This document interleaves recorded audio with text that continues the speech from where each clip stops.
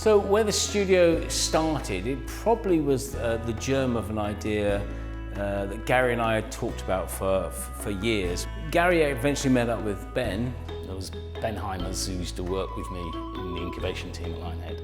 And I just said to him, can we have a chat? We spent about a year putting together proposals, ideas, business plans, boring things like that. It took a long time, and then eventually we met Sega and thought, God, this is going to happen in almost no time at all. I think the day before launch, the week up to launch, we were doing lots of live streaming. We were sort of seeing the community reaction for the first time. So we were putting the game out there and then watching people play our game for the first time, which was a really scary thing, but it was amazing. The actual day the game came out, it was really weird and surreal. I don't think I've ever felt it before. Embarrassingly, I wept a lot. I cried a lot. I took a ribbon off a cake that was delivered by one of our fans and put it on my head, a little bow, little red ribbon, wore it on my head. Forgot I had it on my head. Knew I was about to cry, so I thought I'd beg out of the office, I'm just going to embarrass myself. Walked into town to call my wife, and I had this red ribbon on my head, and I was just in floods of tears in the middle of town. When I think back to the reaction of launch, it totally blew my mind. I think it blew everyone's mind in the studio. I think we knew we were making something awesome. I think we knew we were kind of building something cute and cool, but whether it was just us in the room that felt that or whether everyone felt that was kind of not clear at that stage.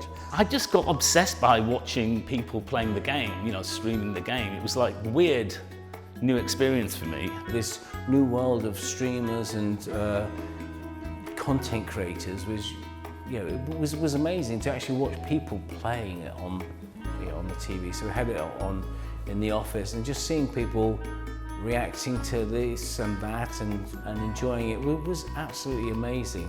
As we were kind of getting towards the end of the game, we went out to E3 and the PC gaming show. It's quite nerve-wracking. Pant-ploppingly terrifying moment. Mark and Gary's microphones completely failed on stage. It was picking up something from somewhere else, and it was just so, it's just the worst thing. You kind of think, oh, I'm going to dig a hole and jump into it. I was so nervous, I just laughed. And I didn't support him at all, I just sort of stood back laughing. I just nervous laughter. Day 9 was amazing, the host. He really pulled it together. He brought Mark under his wing literally and had him talking to his microphone on his chest, and Mark and Gary did an amazing job. But I'd say that moment went from absolute terror to complete elation within about 10 seconds. We wanted to win lots of E3 awards, but we knew that, to get the attention was going to be quite difficult. So what we did is we went around just collecting general objects and pretending that they were E3 awards. I do remember, it was mainly driven by Craig out, and just because we hadn't got any awards, it was kind of like anything that looked a bit like an award, we'd go, hey, we've won an award, guys. Desperate for success, making everything an award, yeah, quite sad, isn't it?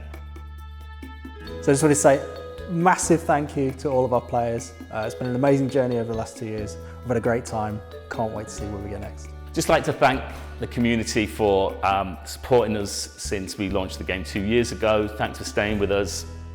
Thanks for coming on this journey and helping us improve the game. And hopefully be there for the next game. Thank you to everyone that's played 2 Point Hospital.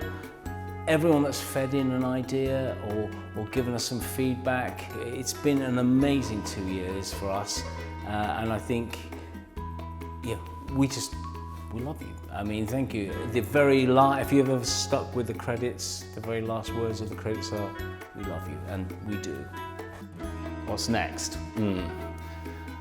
What would people want us to do?